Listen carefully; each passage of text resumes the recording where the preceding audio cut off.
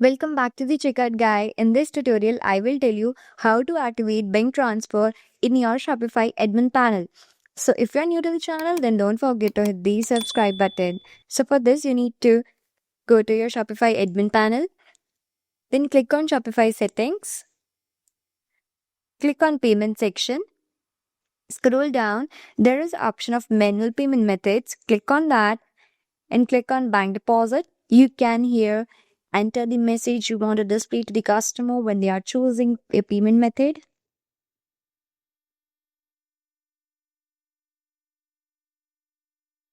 And payment instructions, like you can add your bank informations here.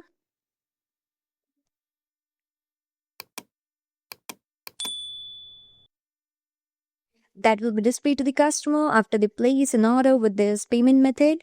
Then click on activate bank deposit.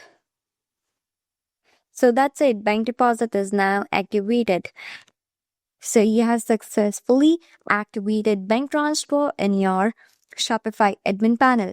So if you like this video, then don't forget to like, share, comment and subscribe. Thanks for watching and happy selling.